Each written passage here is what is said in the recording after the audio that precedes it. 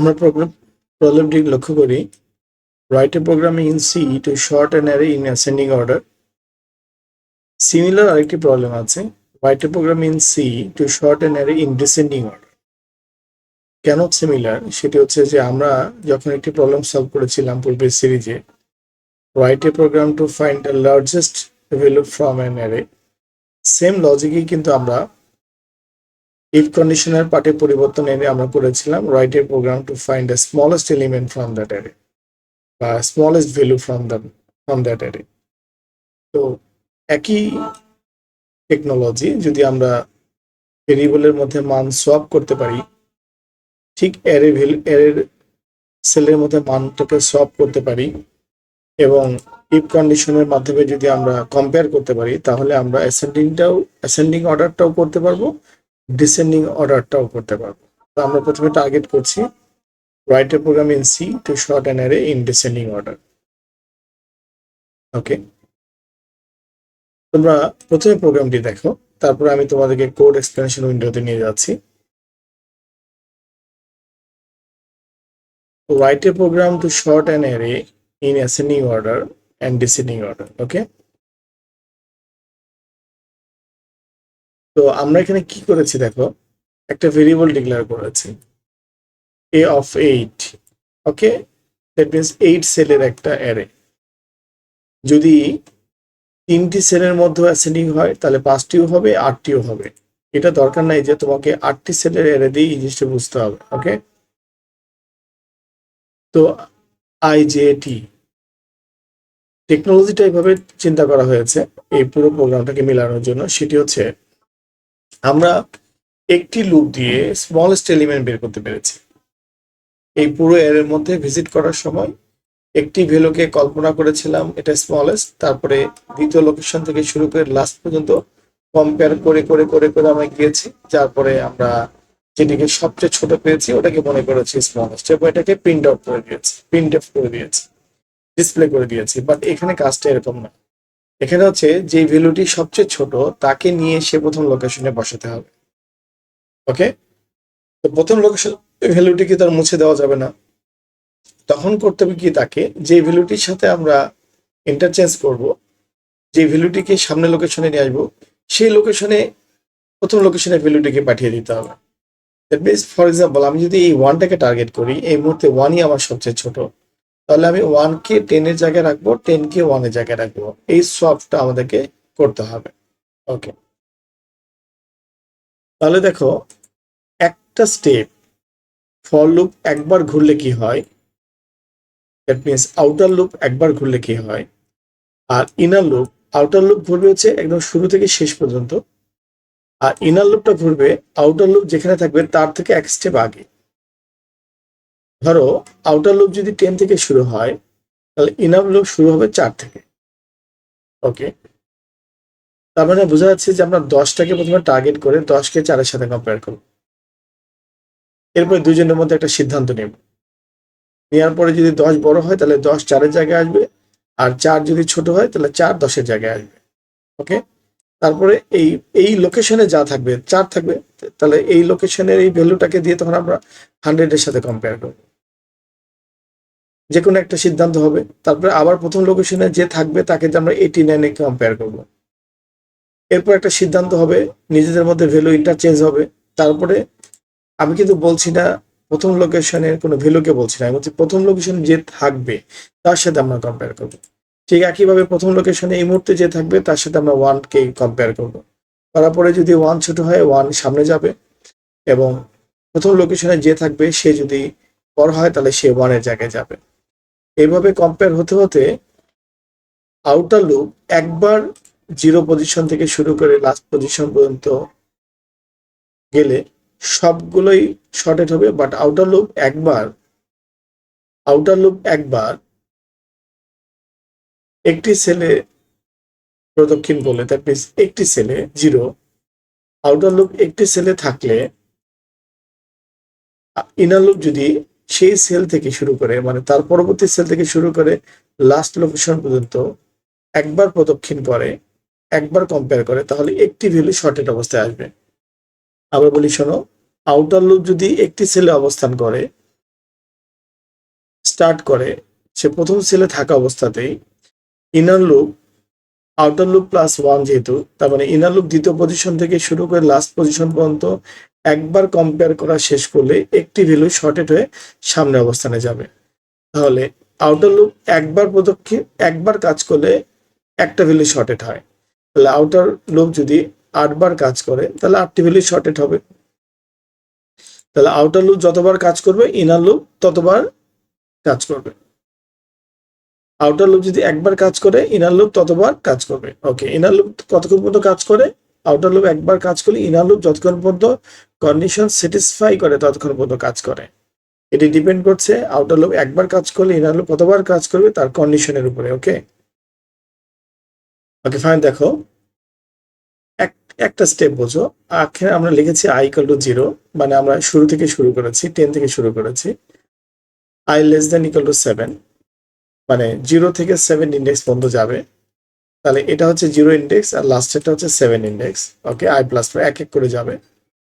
তো আমরা i equal to 0 একটা লুপ প্রথমে কিন্তু ইনিশিয়ালাইজ করে i ইকুয়াল টু 0। তাহলে 0 less than equal two 7 condition true হওয়ার কারণে সে ভিতরে আসছে।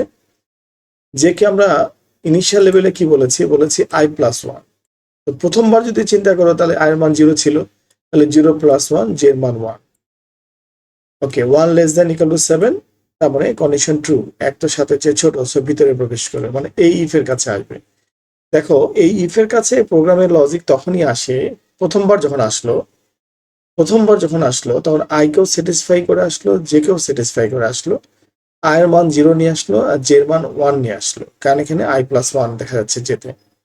তাহলে i এর মান 0 আর j এর মান 1 নিয়ে আমরা ইফ এর কাছে এসেছি। ইফ এর কাছে আসার পরে দেখো a অফ 0, কারণ i এর মান 0, a অফ j, j এর মান 1, তার মানে a of 0 less than a of 1। একটু আগে উপরে থেকে লক্ষ্য করো, i এর মান 0, j এর মান 1, a of 0 less than a of 1, কন্ডিশনটি সঠিক কিনা? So a of 0 less than a of 1 কন্ডিশনটি সঠিক না।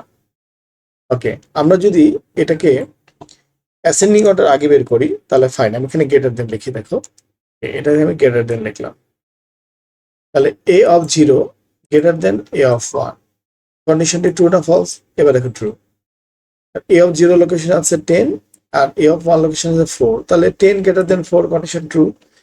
যখনই 10 গ্রেটার দেন 1 হবে কন্ডিশন ট্রু, তার মানে এই ইন্টারচেঞ্জটা হবে। টি তে রেখে দিলাম a অফ j, মানে টি তে রেখে দিলাম 4 কে, a অফ j এর উপরে a অফ 1 এর উপরে a অফ 0 এর মানটা রিপ্লেস করে দিলাম, মানে 4 এর উপরে 10 বসায় দিলাম, আর a অফ i তে আস্তে করে 4 কে রেখে দিলাম, মানে শুরুর দিকে, মানে a অফ i এর মান করে 0, a অফ 0 তে টিকে রেখে দিলাম। তার মানে কি ঘটনা ঘটলো দেখো, 4 গেল 0 সেলে আর 10 গেল 1 সেলে।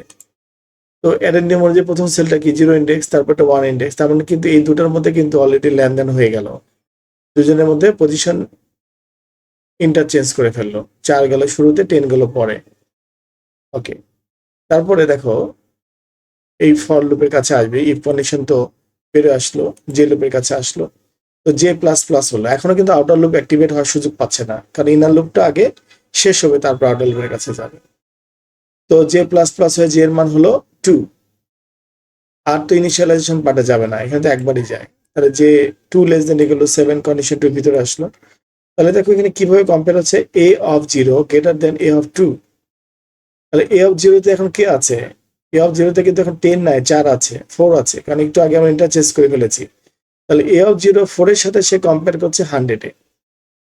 তাহলে 4 গ্রেটার দেন ইকুয়াল টু 100, কন্ডিশনটি ট্রু না ফলস? কন্ডিশনটি ফলস, সো সে ভিতরে আর প্রবেশ করবে না। সো এভাবে সে যে কে আবার বৃদ্ধি করবে।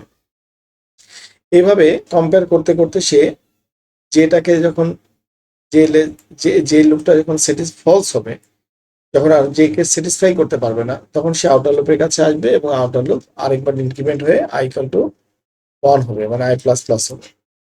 তাহলে আমরা ছোট্ট 3টি ভ্যালু দিয়ে এই কন্ডিশনটি বোঝার চেষ্টা করি। দেখো এই প্রোগ্রামটি কম্পাইল করলে কি আসছে আমরা দেখে নেই, প্রোগ্রামটি কম্পাইল করলে শর্টেড অবস্থায় আছে কিনা।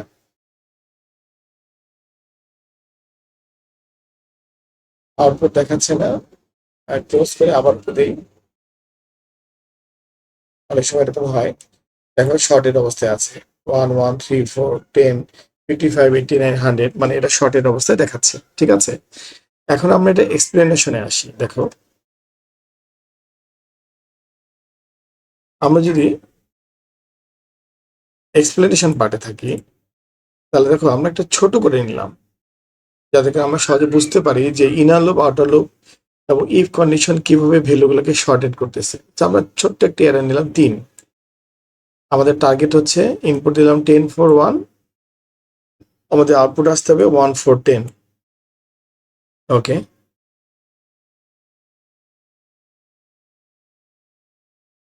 আমরা ভ্যালুটিকে আরেকটু র্যান্ডম করে ফেলি, সেটি হচ্ছে ইনপুট 10 1 4 করে ফেলি। ওকে, 10 4 1 ছিল, 10 1 4 করে ফেলি, আরেকটু র্যান্ডম, যাতে করে এটা মনে না হয় যে সরাসরি ডিসেন্ডিং অর্ডার থেকে অ্যাসেন্ডিং অর্ডার হয়ে গেছে। ওকে, আমরা একটু কোড উইন্ডোতে যাব এবং কোড থেকে সরাসরি এই বিষয়টি পরিচালনা করব। তোমরা একটু খেয়াল করো কিভাবে লুপটা কাজ করছে আর কি।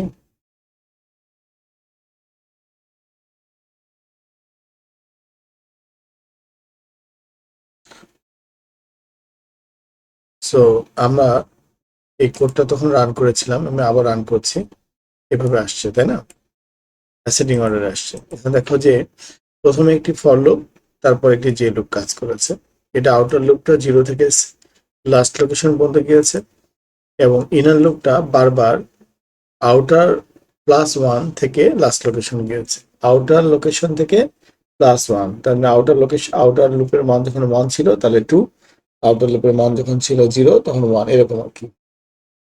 এখন আমরা এই কোডের আলোকে এক্সপ্লেনেশনটা করি। ওকে, দেখো আমরা জানি যে আউটার লুপ সবার আগে কাজ করবে, সো এই জন্য আমরা বলেছি i = 0, মানে 0 লোকেশন থেকে স্টার্ট করেছে, অ্যারে 0 লোকেশন, i = 0।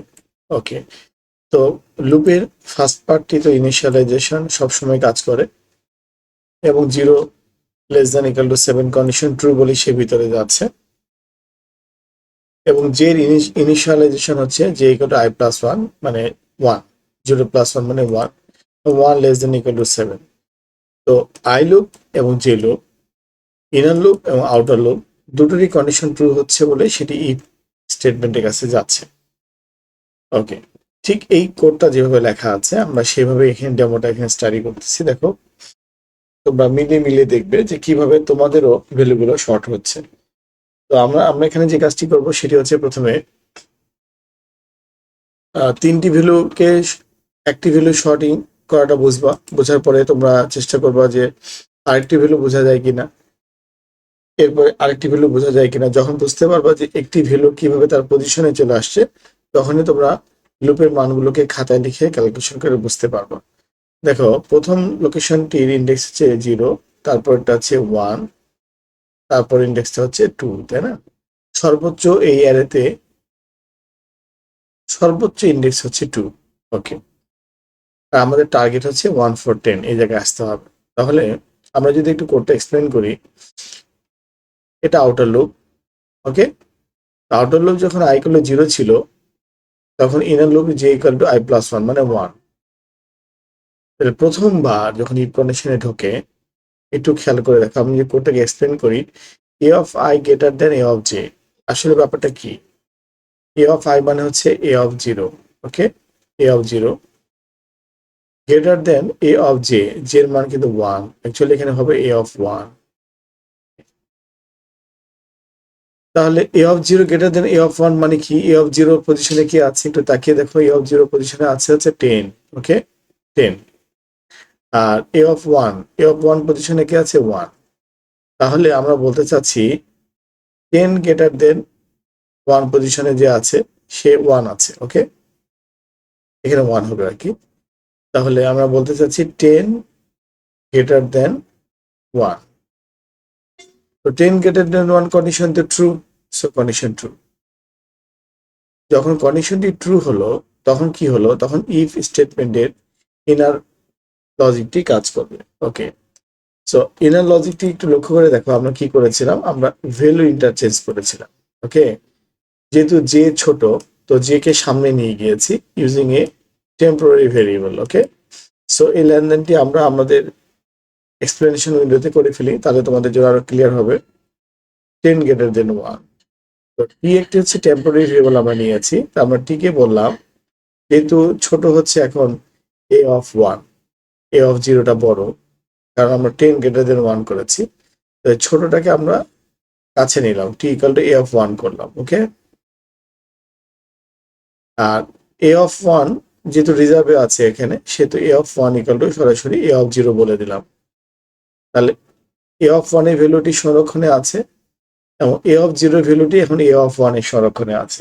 ওকে, এরপরে যেহেতু এ অফ 0 ফাঁকা হয়ে গেল, তখন আমরা এ অফ 0 কে বললাম তুমি টি নিয়ে নাও।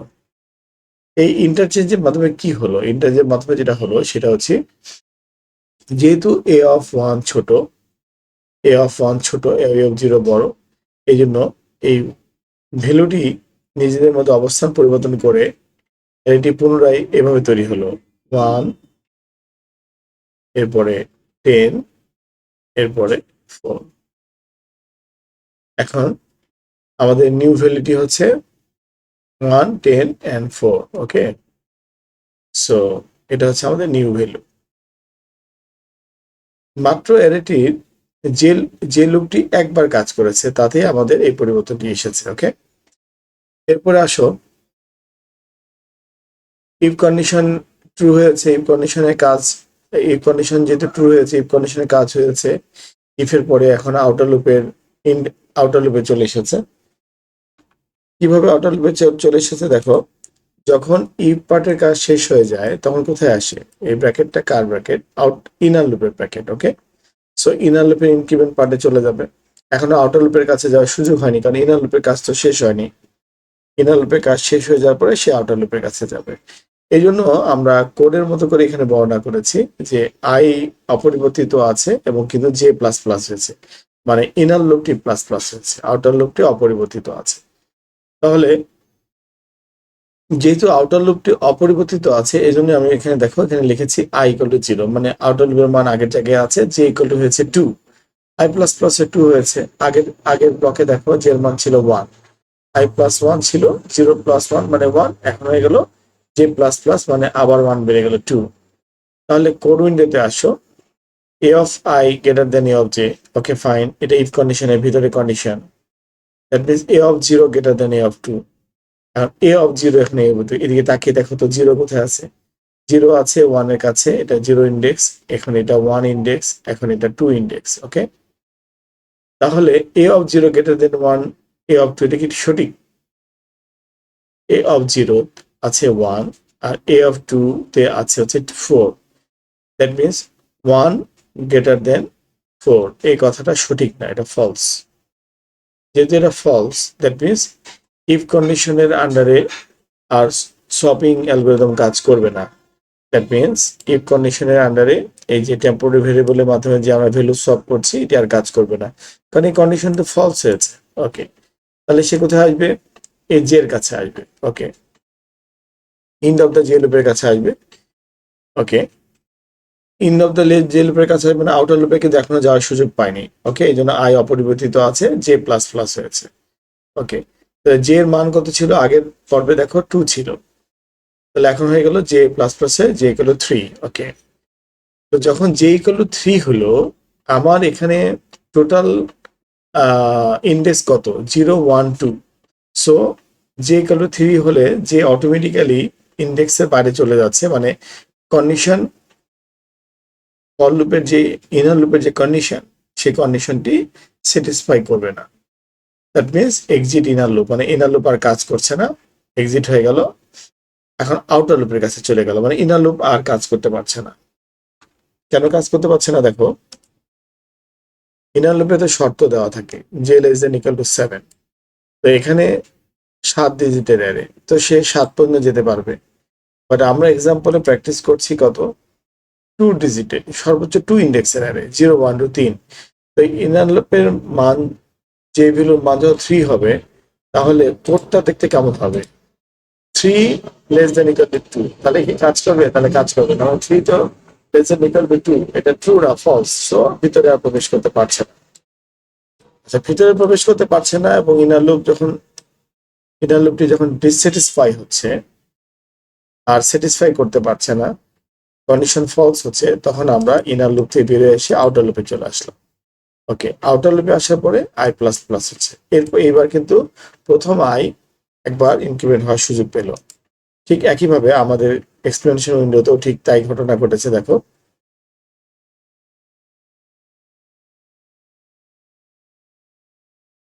ওকে দেখো, I equal to 1, I plus plus হয়েছে প্রথম। আর যে নিয়মই হচ্ছে যে যখন ইনার লুপটা যখন শুরু হবে, তখন তো আউটার লুপ একবার কাজ করলে ইনার লুপ তো রিসেট হয়ে যায়, মানে শুরু থেকে শুরু হবে। তাহলে যে এর ফর্মুলা লেখা আছে যে equal to i plus 1, that means I এর মান হচ্ছে 1, আই প্লাস 1 মানে 2। তাহলে এই লুপটা কিভাবে শুরু হলো? I equal to 1, j equal to 2, নতুন করে শুরু হলো। তাহলে a of 1 greater than a of 2, a of 1 greater than a of 2। এখন আমরা তাকাই আমাদের অ্যারের দিকে, আমাদের অ্যারের লাস্ট অ্যারে তৈরি হয়েছিল এই পজিশনে। তারপর থেকে দেখো অ্যারে তার পরিবর্তন আসেনি, এই ব্লকেও পরিবর্তন আসেনি, এই ব্লকেও পরিবর্তন আসেনি। তাহলে লাস্ট পরিবর্তন হচ্ছে 1 10 4। তাহলে a of 1 greater than a of 2, 1 পজিশনে আছে হচ্ছে 10 আর 2 পজিশনে আছে 4। তাহলে কন্ডিশনটি কিন্তু ট্রু হচ্ছে। ওকে, কন্ডিশনটি ট্রু হচ্ছে মানে পরিবর্তন আসবে। তাহলে পরিবর্তনটা কিভাবে আসবে?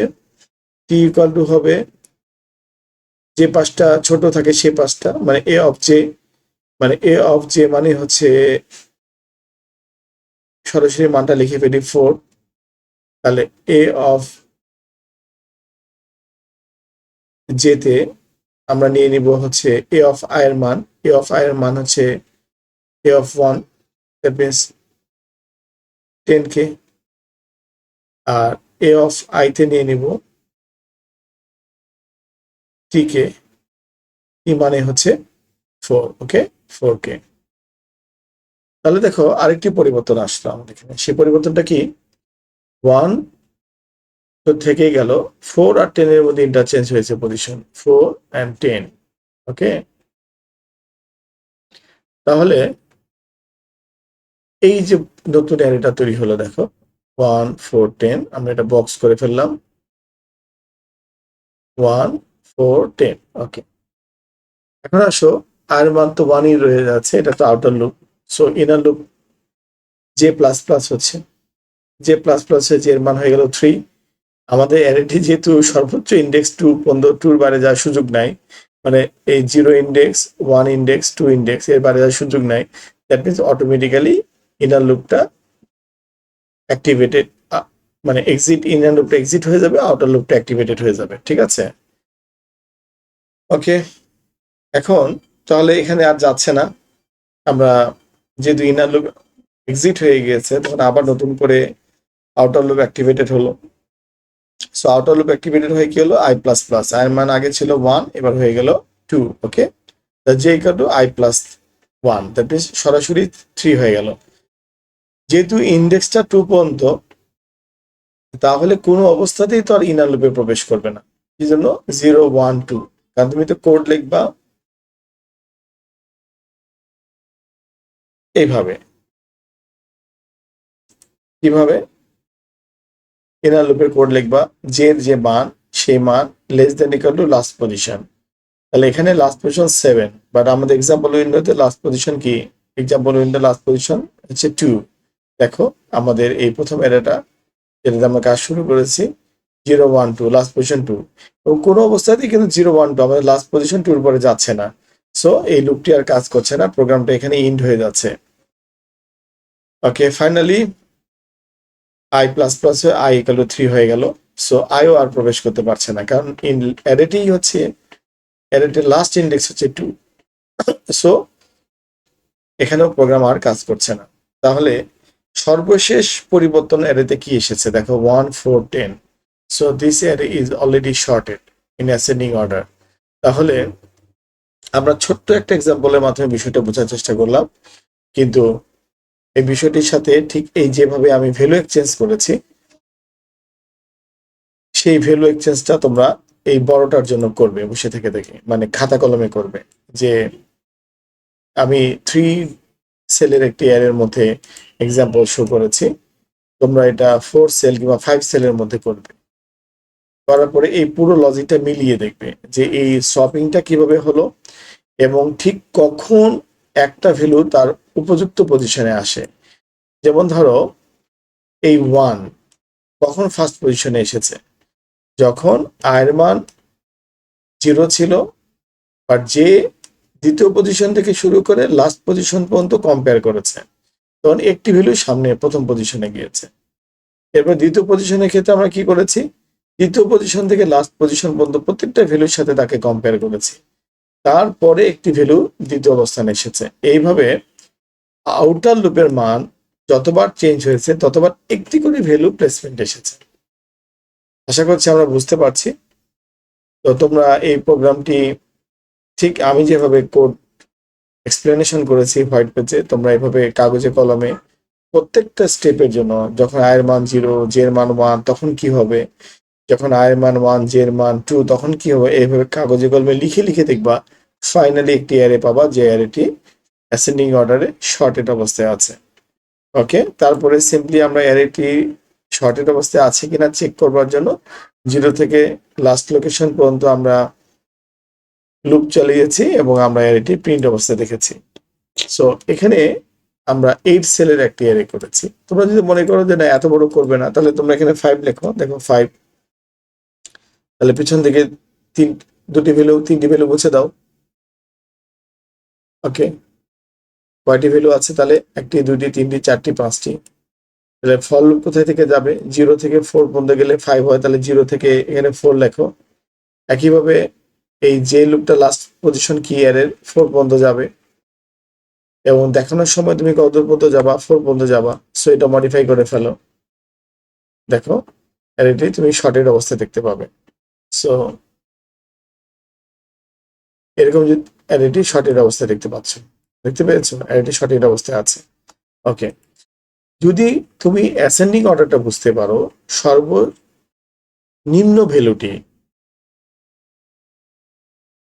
মানে মিনিমাম ভ্যালুটি অ্যারের সেই প্রথম পজিশনে চলে গেল, তাহলে যদি আমরা ম্যাক্সিমাম ভ্যালুটিকে প্রথম পজিশনে নিয়ে যাওয়ার পর ডিসেন্ডিং অর্ডারে বড় থেকে ছোট প্রিন্ট করতে চাই, তাহলে শুধুমাত্র ম্যাক্সিমাম নাম্বার ফাউন্ড করার যে লজিকটা, এই লজিকটা যদি আমরা ইফ কন্ডিশনের মধ্যে ইমপ্লিমেন্ট করি তাহলে কাজ হয়ে যাবে। কিভাবে? এ অফ আই গ্রেটার দেন না লিখে আমরা লিখছি লেস দেন। তাহলে বড় কাকে ভাবছি? যে কে বড় ভাবছি। তাহলে বড়টাকে টার্গেট করে আমরা সামনে নিয়ে যাওয়ার টেকনোলজি করছি। দেখো ছোট্ট একটু পরিবর্তন তোমার এই অ্যারেটাকে ডিসেন্ডিং অর্ডারে প্রিন্ট করবে। দেখো ডিসেন্ডিং অর্ডার প্রিন্ট হয়েছে। আশা করছি তোমরা অ্যাসেন্ডিং অর্ডার এবং ডিসেন্ডিং অর্ডার দুটোই খুব ভালোভাবে এই কোডটি দেখে দেখে টাইপ করে একটু একটু করে কম্পাইল করবে, কম্পাইল করবে এবং খাতাতে এক্সপ্লেনেশন, নোটবুকে এক্সপ্লেনেশন লিখবে। লিখে প্রত্যেকটা লুপ যখন একবার করে কাজ করলো, তখন এর মধ্যে কি পরিবর্তনটা আসলো, এই পরিবর্তনের বক্সগুলোকে যখন তুমি করতে পারবে। পরিবর্তনের বক্স এখানে কি কি আছে দেখো।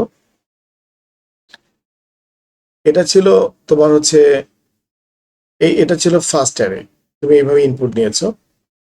ওকে, তাহলে প্রথম পরিবর্তন হচ্ছে 1 10 4, তারপরে পরিবর্তন আসছে 1 4 10। এই যে পরিবর্তন, কখন পরিবর্তনটা হলো আর কখন এই ফলস হচ্ছে, কখন পরিবর্তন হচ্ছে না, কখন লুপ এক্সিট হয়ে চলে যাচ্ছে, কাজ করছে না, কখন পরিবর্তন হচ্ছে না, এটা যদি বের করতে পারো তাহলে তুমি অলরেডি এই ধরনের প্রবলেম সলভ করতে পারবে।